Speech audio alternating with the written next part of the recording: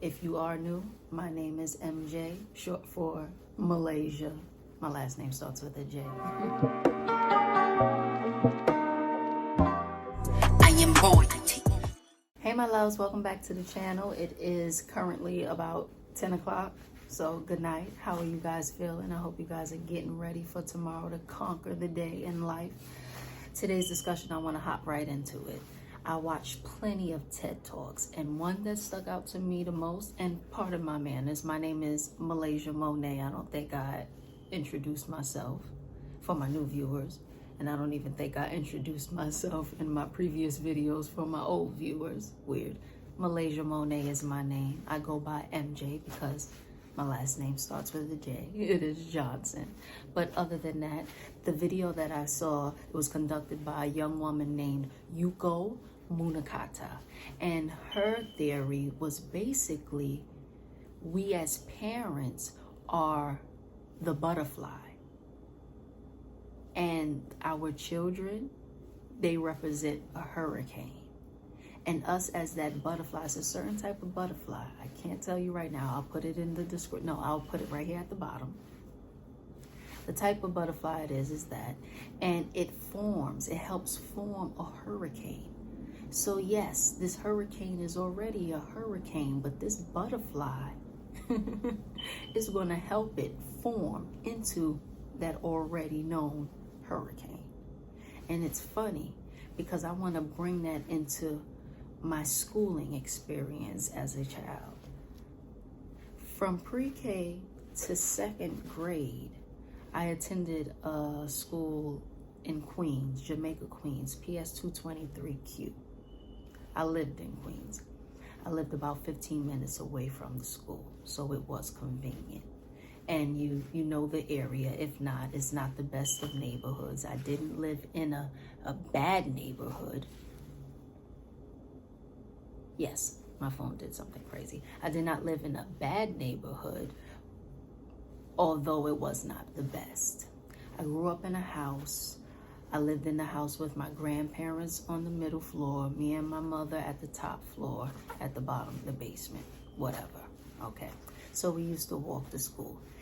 Going to school in Queens, back in, what I say, 97, 98 maybe?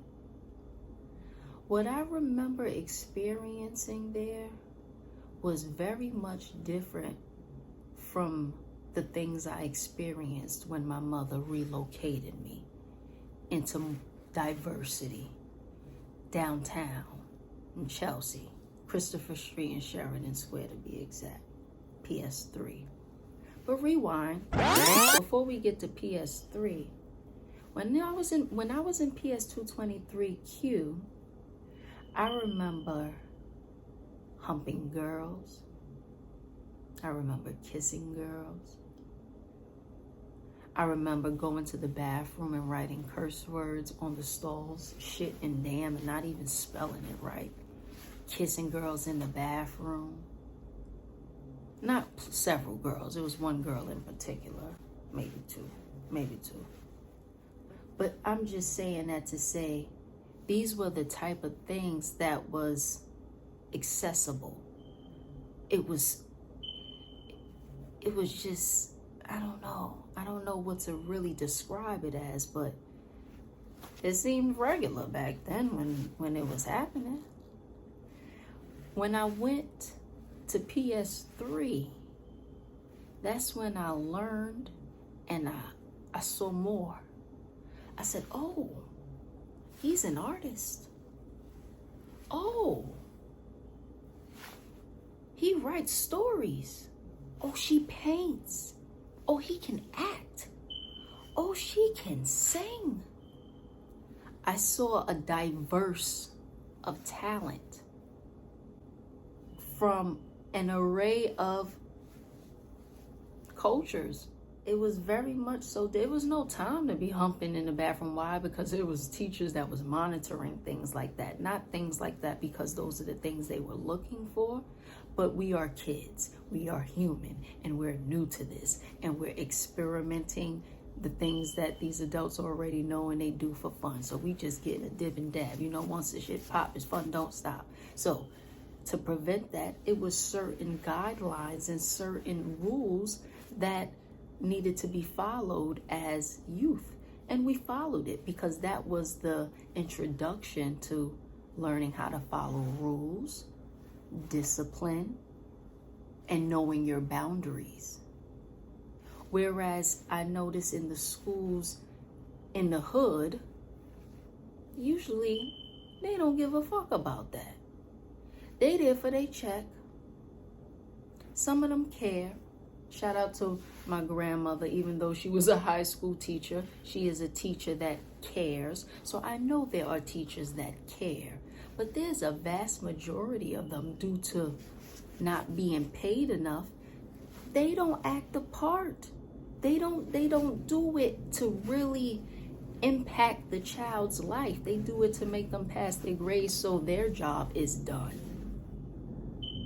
So things aren't set up the same way. Kids aren't set up for success in the same areas. That's why parents go so hard to look for schools outside of their zone, if they're living in a not so good zone, or whatever have you. Why on earth, and due to that, me knowing that, rewind, let me rewind again. Sorry, I'm rambling. Being in PS 223Q, I just remember the visual. I remember seeing a young boy nosebleed every morning. I don't know what the hell the problem was. But every time I went to school in the morning, this boy, I didn't get it. Somebody escorting him somewhere. His nose was always bleeding. And like I said, the humping in the rooms. And granted, we had our talent shows. We had our dances. But that's it. That was all. It was very different. And as a parent, now that I can see the difference, I am going to do different. I would not want my child in a certain school due to the things that would be easily accessible to her. Not saying that they aren't in the other schools, but the curriculum is different. And it's the curriculum that I'm here for, if you understand where I'm coming from. And to make it connect more so with my introduction, I say that to say, the person that I am today, the ambitious, the motivated, who I am, who I've created myself to be, I understand. It had absolutely nothing to do with who raised me. Who raised me has nothing to do with who I went and becoming. Yes, they have an impact on it based on the structures that they have and provided me and the things that I've seen throughout life with them. Yes, it helped, but it only made it either harder for me or easier for me. So if I'm only going to speak for what I am.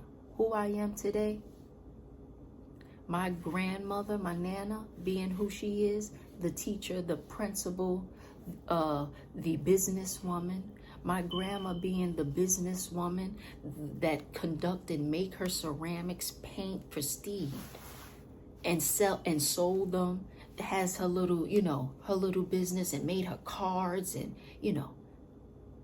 I saw these things growing up. So yes, it helped me form and shape my business. It helped me. But I cannot say that if they weren't doing that, I wouldn't be doing what I'm doing today. Yes, they totally helped. They totally had the most impact on me.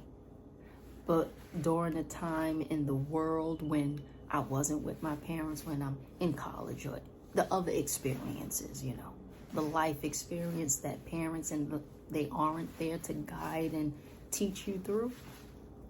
You do your own thing based on what you know, and you gain your own perception based on what you've been through.